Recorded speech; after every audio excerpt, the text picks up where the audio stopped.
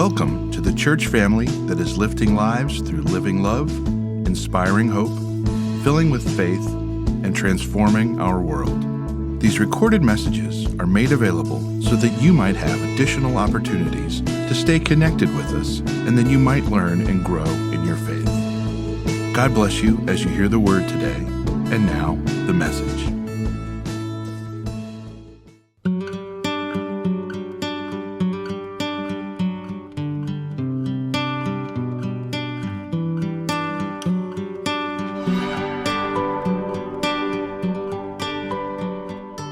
Our scripture reading today is from the book of Exodus, chapter 3, verses 1 through 10. Now Moses was tending the flock of Jethro, his father-in-law, the priest of Midian, and he led the flock to the far side of the wilderness and came to Horeb, the mountain of God. There the angel of the Lord appeared to him in flames of fire from within a bush. Moses saw that though the bush was on fire, it did not burn up. So Moses thought, I will go over and see this strange sight, why the bush does not burn up. When the Lord saw that he had gone over to look, God called to him from within the bush, Moses, Moses. And Moses said, Here I am. Do not come any closer, God said. Take off your sandals, for the place where you are standing is holy ground. Then he said, I am the God of your father, the God of Abraham, the God of Isaac, and the God of Jacob. At this, Moses hid his face because he was afraid to look at God. The Lord said, I have indeed seen the misery of my people in Egypt. I have heard them crying out because of their slave drivers, and I am concerned about their suffering. So I have come down to rescue them from the hand of the Egyptians, and to bring them up out of that land into a good and spacious land, a land flowing with milk and honey, the home of the Canaanites, Hittites, Amorites, Perizzites, Hivites, and Jebusites. And now the cry of the Israelites has reached me, and I have seen the way the Egyptians are oppressing them. So now go. I am sending you to Pharaoh to bring my people, the Israelites, out of Egypt. May the Lord bless the reading and hearing of his word. Our brains are wonderful, marvelous machines that can do amazing things. Researchers at Harvard, though, have determined that there's three essential basic functions. They call them executive functions that our prefrontal cortex does to make our brains function. And in his book, Boundaries of Leaders, Henry Cloud describes them in this way. He says there's three executive functions. The first is working memory. The ability of the brain to recall information that is relevant and important. Secondly, self-control. The ability of our brain to inhibit impulses or stimuli, anything that might distract us from what we need to do. And third, mental flexibility, which is really about the power of attention, being able to shift our focus and attention as need be. And Henry Cloud kind of says these three executive functions are happening all the time. They're happening right now as you're sitting listening to me. But the example Henry Cloud gives is when you're driving a car. So when you're driving a car, your brain is first off working to attend to what's important, to the speedometer and how fast you're going and how far your foot should push down and to the road and if it turns or if there are other cars on the road. Like you're constantly shifting and using your attention to focus on what's important. Meanwhile, the brain is also inhibiting all the information that doesn't help you in this task. The ringing of your phone, or if the music's too loud, or kids screaming and fighting in the back seat. The brain is inhibiting those things. And then most importantly, the brain is also drawing on your working memory. What turns should you make? What roads should you follow in order to get to your desired destination? All the time, these three things are happening. And what's interesting is these three executive functions, when they're happening well, then they unlock all the other higher functions of the brain. That everything we think about, from creativity and solving problems and prioritizing and all those setting goals, all those higher functions depend on these three basic functions: remembering, inhibiting, and attending. Well, today I want to focus on the third of those, the power of attending, the power of focusing our attention somewhere, what I might call the spiritual practice of attentiveness. To attend to something is to give it your sustained focus, your concentrated effort.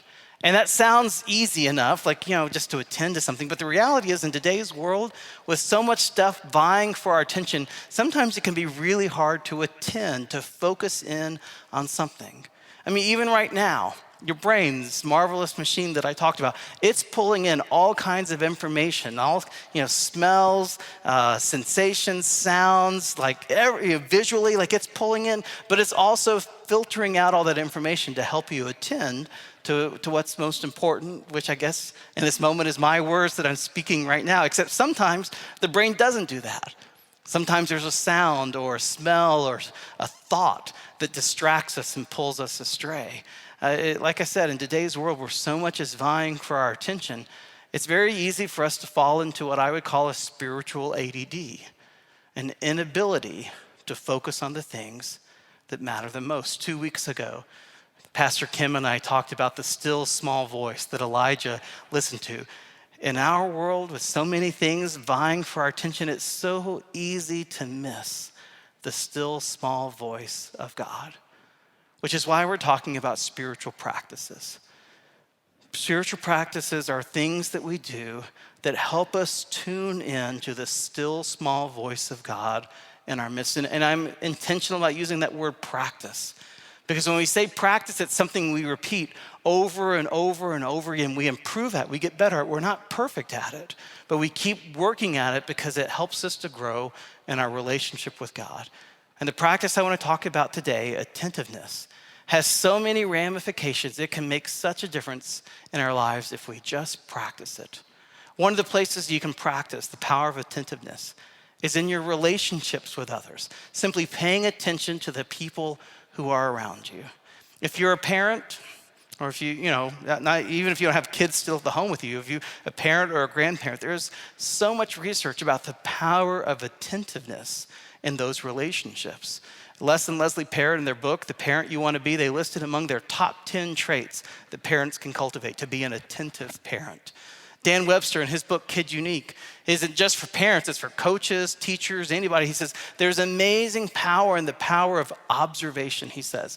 But the reality is that a lot of us, he says, are dribbling with our head down. It's a basketball analogy, like the point guard's so focused on the dribble, they miss the open player that they could have passed the ball to. And he says, in the same way, parents, teachers, coaches, so many of us are so wrapped up in our own stuff that we miss what's happening in the lives of those around us. We are dribbling with our heads down. And it just doesn't apply just to parents and teachers and coaches. It also applies to your marriage. There's incredible power, research done about the power of attentiveness in marriage. In his book, John Gottman, 7 Principles for Making Marriage Work, John Gottman's an interesting guy. He's done, longitudinal studies on couples for 40 years. And in his studies, he lists one of the 7 principles. The fourth one, in fact, is about the power of attention. He doesn't call it attention. What he calls it is turning towards your partner. He says in a relationship, people are always making bids for your attention. He says sometimes a spouse will make a bid for your attention that's very overt. Honey, we need to talk. I have something important to tell you. That's your sign. Turn off the TV, the iPad, close the iPad, focus in. But sometimes he says it's a small little bit for attention, like, hey, did you hear about honey? Or how was your day today at work? Or did you hear about Sally? Or did you hear, how's your day at work? Like something really small, innocuous even. He says that whenever someone makes a bid for your attention, the question is, what do you do with that bid? Do you turn towards them and give them your focus? And there's incredible power whenever we turn towards someone who is bidding for our attention. I think about this idea of bidding for attention, and I swear the first thing I think of is I think about my dogs. Like, my dogs do an incredible job of bidding for my attention. When I walk in the door, what are they doing? They are like barking and they jump up on me. They run in little circles spinning around until I bend down and pet them. And once I pet them and give them my attention for like 2 seconds, what do? They run off again. That's all they needed, just a momentary moment of attention. And sadly, a lot of times when I walk in the door, I give the dogs the attention, and then I'll go sit down or go do whatever. And Jane was like, "Hey, I'm here. What about me?" Like, why am I getting attention only after the dogs, and sometimes not even then? And she has a good point, because I guess that's the thing is the dogs make their bid for attention known. But a lot of times when we're in relationships with people, they don't make the bids that powerfully, that strongly, especially if you're not consistently turning towards them. People give up and they make those bids for attention elsewhere. The point is there are things in our world and things in our lives that make loud bids for our attention, and it's not hard at all to give attention to them. It's a lot harder to pay attention to the things that are quiet, but that doesn't mean they're any less important. When I first read Leslie Parrott's book, The Parent You Want to Be, at that time, I read over the 10 traits, the top 10 traits that a parent could be, and I would have listed attentiveness as like my second top trait. Like, I thought I was super attentive as a dad. What I didn't realize at the time was that it's really easy to be attentive to your kids when they're small. Why? Because when they're small, they need your attention. They demand your attention. They don't just bid, they like grab you by the face and pull you in. Pay attention to me, Daddy. But I've seen over time as the kids get older how easy it is to just kind of let them go on autopilot and just to assume, hey, they got this, they're doing their own thing. And then what do I end up doing? I dribble with my head down. I'm not focusing the way I need to in relationship. And that's where the practice of attentiveness comes in. Not just to give attention to the things that are loud, but to give attention to the things and to the people who are most important in life. Simone Weil once said, "Attention is the rarest and purest form of generosity. When you can give someone your sole focus, make them the center of your attention for even a short period of time, it's an incredible gift and it has incredible power." That's the practice of attentiveness. And just as we practice attentiveness in our relationships, you can also practice attentiveness in leadership with others. There's a lot of research out there about the power of attention and leadership. Ron Heifetz, in his book, Leadership Without Easy Answers, he kind of points to two studies and links them together. I find it so interesting. The first study is about apes in the wild, which when they live in the wild, they kind of live together as like a clan or a tribe. I didn't realize this until I kind of did the research. Do you know what a group of apes is called? A shrewdness. There's your little factoid for the day. So in their shrewdness, in their group, in their clan, there's an alpha ape. And all the other apes that are part of that clan, that shrewdness, their eyes are constantly checking that alpha, trying to see like, where is he moving? What is his behavior? What is his demeanor? On the alert, because as the alpha moves, their survival depends on whether or not he, senses danger or whatever. So they're constantly checking the alpha. And Heifetz kind of points out that this behavior gets hardwired into us as people, as primates. And uses the example of a study done with preschoolers who do about the same thing. In preschool classes, there are alphas who emerge. And what happened, and there's no election held, there's just certain kids who turn out to be the alphas and control the class. He says, but what happens is, the way researchers can identify this is they simply watch the eyes of all the kids in the classroom. And their eyes go a disproportionate amount to the children that they designate as the leaders of the class. And they pay attention to what station they're at and where they're moving, more than they pay attention to all of their other peers. You see, that's the power of a leader. A leader has the power to command and hold the attention of others. But good leaders don't just command and hold that attention. Good leaders also direct that attention to what matters most. Back to what Henry Cloud was saying about the executive of functions. He says this is what a good leader does, is he helps his team, his people, to do those three executive functions, to remember what's important, to recall relevant data, to inhibit all the behaviors and all the attitudes that are toxic, and to help people attend to the tasks they need to do right then. Because it's so easy for teams to attend to the wrong things, to get focused on things that are outside their control, or get focused on gossip and other toxic behaviors that consume so much energy. He says, the job of a leader is to inhibit all those things and to help people attend. Here's what we can control. Here's what we need to be doing. Here's what will lead to success. And I find myself often, as a leader, asking myself those questions. Am I helping our staff to attend to the right things in the church? Am I helping our church attend to the right things each and every day? Am I helping you right now attend to the voice of God? And I find that asking that question, am I helping others attend, it necessarily prompts the question, how about me? Am I attending to what I need to attend to? Am I listening to that still small voice of God? Parker Palmer says, a leader is someone who must take special responsibility for what's going on inside him or herself, inside his or her conscience, lest the act of leadership create more harm than good. All of us have a responsibility to pay attention to what's happening inside of us. And so that gets me into the final arena, where we have to practice attentiveness. It's good to practice in relationships. It's essential and necessary to practice in leadership. But first, we have to practice it in our spiritual lives. It's a marvelous book by Ruth Haley Barton. I have a copy of it here called Strengthening the Soul of Your Leadership. And we're going to talk about it this week and talk about it some next week as well. And it's her whole book, her whole model of leadership is based on the character and example of Moses. The whole book kind of goes through different lessons you can draw from Moses' life and leadership. But the one chapter I want to just focus on today is the chapter where she talks about this scene that Joyce read just a moment ago, the moment of the burning bush. And she says, Moses was out that day and he was attending to the sheep, right? That was his job, his father-in-law's flocks. That's where his attention was, on tracking the movement of all those animals, scanning the horizon for dangers that might be in the way. And as he was scanning the environment for danger, he noticed a bush that was burning.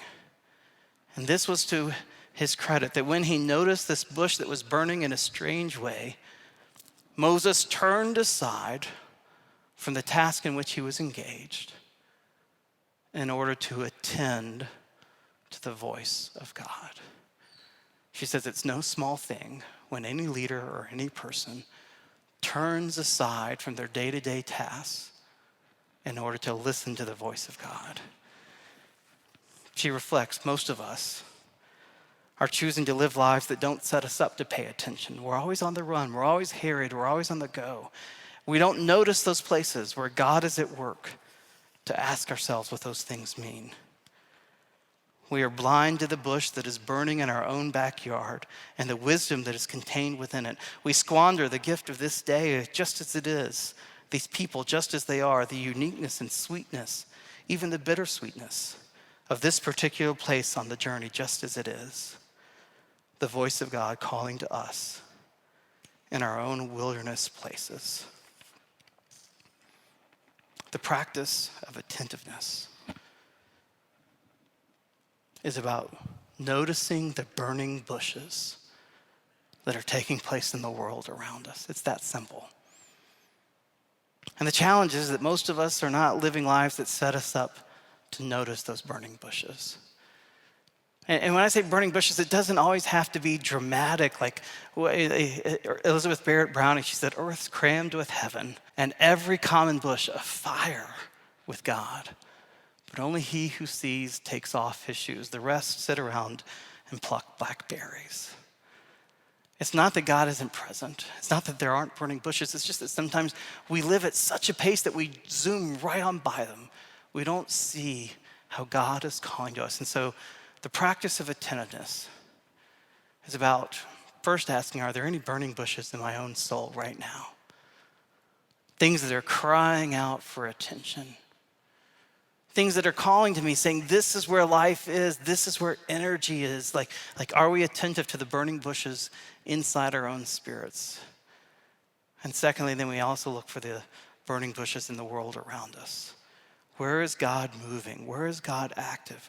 Where is he calling us to draw our attention on behalf of his kingdom? And this isn't just something we practice personally. It's something we can practice corporately as well.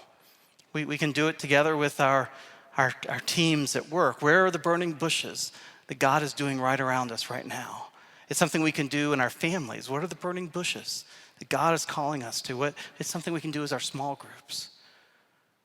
Where is God moving right now? How is our life being given to us at this moment? And how is God calling us to respond?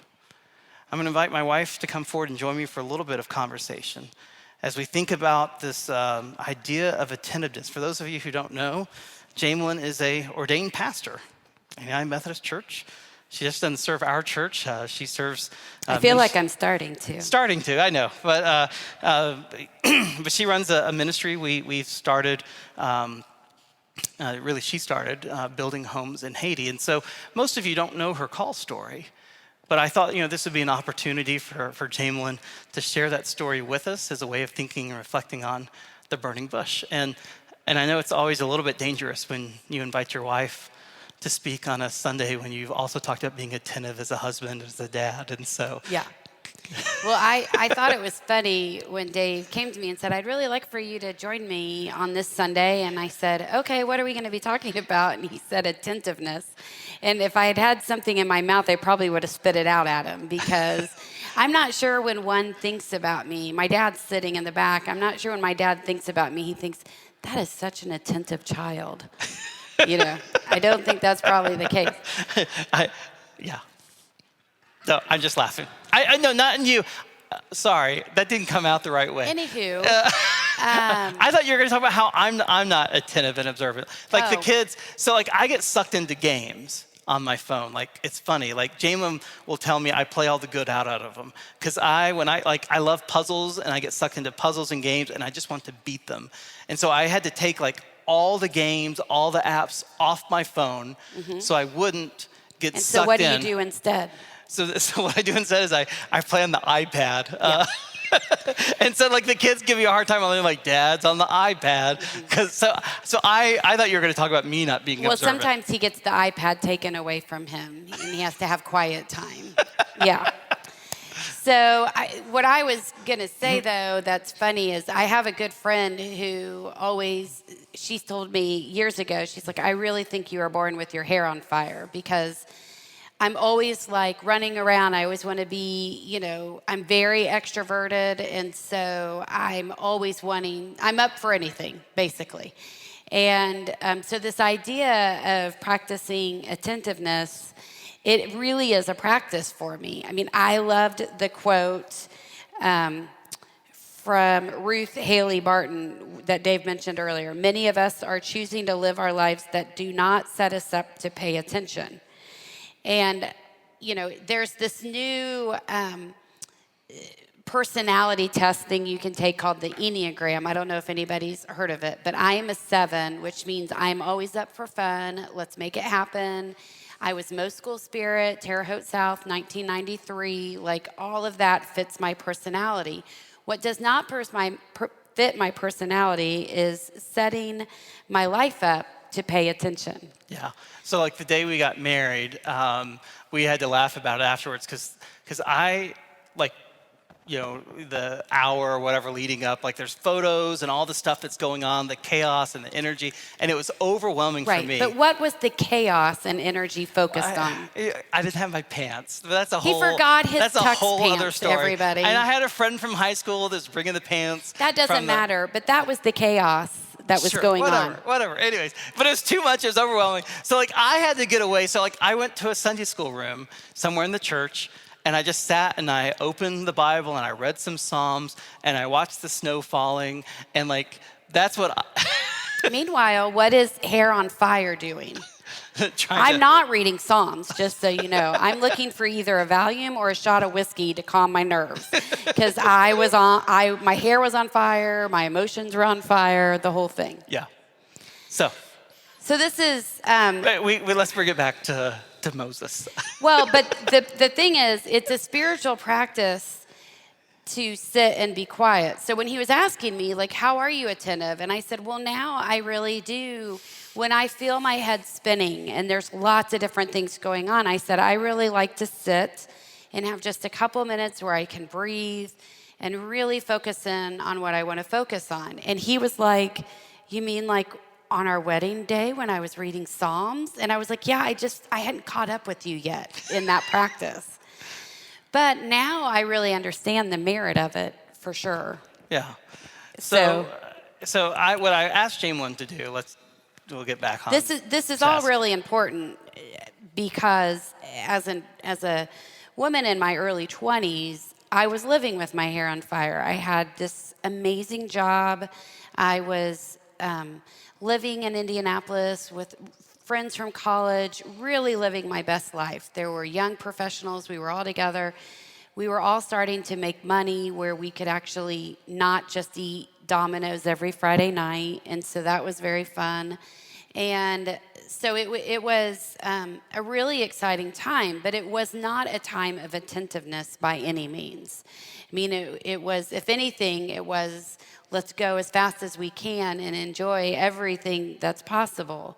The problem with that is, as many of you know, is that eventually catches up with you because you realize, what am I racing for? And I really began to have that inner struggle of, what is this all for? I'm making amazing money, but what does all that really mean? I can go on a trip anytime I want. I couldn't figure out how I would sustain that life throughout. And a lot of that was due to the fact that I was living on the north side of Indy, but I was traveling to Mooresville every Sunday. So it was like a 45-minute drive because I was spending time with who had been my junior high youth director and his wife, Frank and Nancy Van Allen. And they were Dave doesn't let me do slides yet. There's and the so camera there. I'm going to put that in my contract. So which camera do you guys want me? Here? Okay. So this is Frank and Nancy Van Allen, and Frank was my junior high youth group leader and his wife as well. And then on Frank's lap is Chris. Chris was Zami Fondois' first in-country program lead, which is crazy for me to think. And then on Nancy's lap is their daughter, Liz.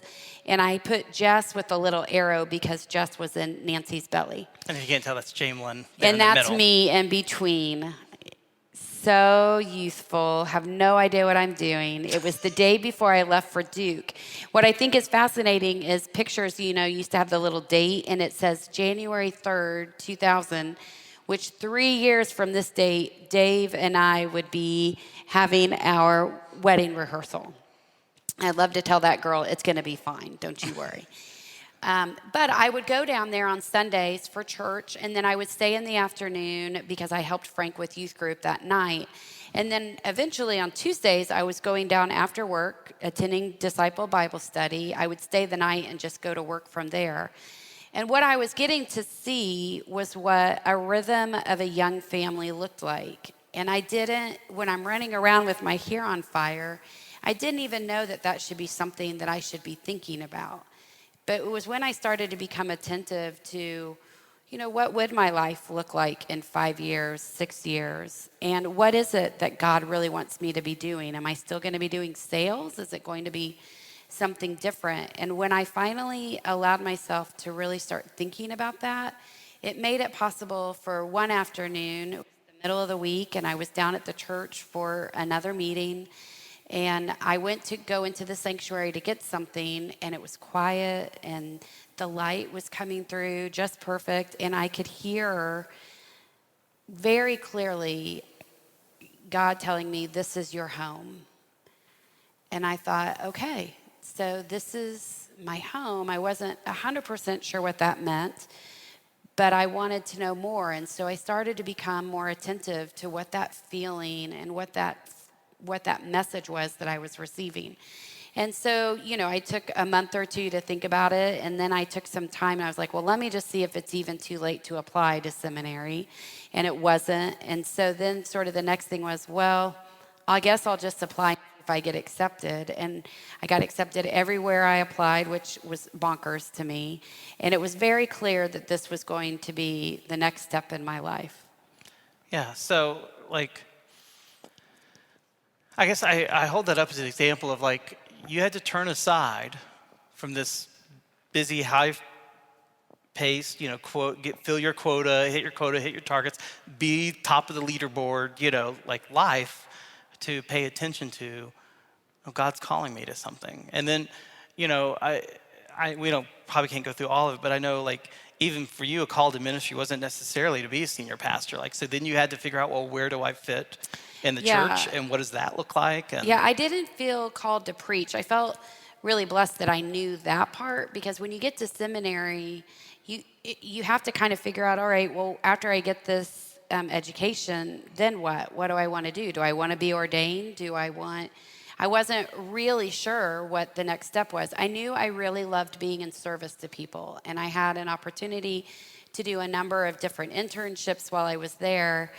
That led me to have different mentors who were kind of saying, this is what we see in you. And I thought, well, you're really bright, so I'll believe you. But going into our first appointment where I was an associate, associates at smaller churches, they do everything the senior pastor doesn't. And so other duties as assigned. Correct. Right. Yeah. And which meant I was doing lots of different things. And again, I felt like I was living with my hair on fire. And I had a chance to go down to Florida with a friend, and Dave had given me this book called Velvet Elvis, and there was a line in there that said, what is it that catches your heart on fire or something? I can't 100% remember, but I remembered thinking, I don't think I'm doing that. Meanwhile, we had some kids, blah, blah, blah, fun, whatever. And the kids are getting older, and we got a chance to change appointments to St. Luke's, where Dave and I could be together and serve. And we thought, this is going to be a really great move for our family. And it was, except that there's no childcare on Sunday mornings. And so luckily, my parents were such a huge blessing. They kind of moved in and helped us. And before I knew it, though, my hair was on fire again.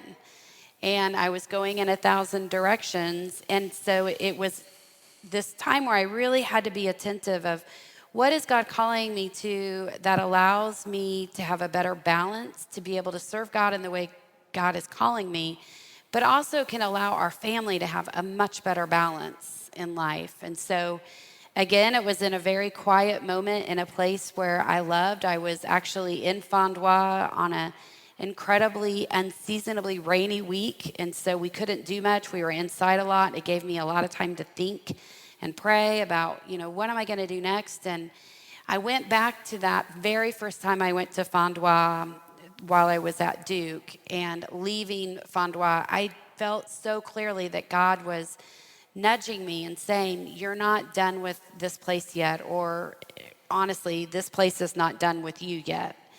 And going all those years, it would have been maybe like 14 years after I had been there, or longer actually, 15 or 16 years, having that same nudge saying, okay, now it's time. I need you to focus just here. So coming home from that trip, saying to Dave, I think I'm going to step out of the local church for a little bit, and let's try it. Let's give it a shot. And, I mention all of that because from, January 3rd, 2000, when I'm about ready to head to Duke, to that point in my life, that burning bush was continuing to burn. It just always looked different along the way. And I think a lot of times we think, okay, well, I've already acknowledged where God wants me. And we don't keep in mind that, God is attentive to us and can change God's mind whenever need be. And it's our job to really stay focused and listen and to trust ourselves that what God is calling us to, that's different than what we first thought, is to be honored, and it is holy, and it is an opportunity for us to grow and to change and to do something different. Yeah. I mean, we think about the call of God being static. A lot of times people talk about call, like I've been called.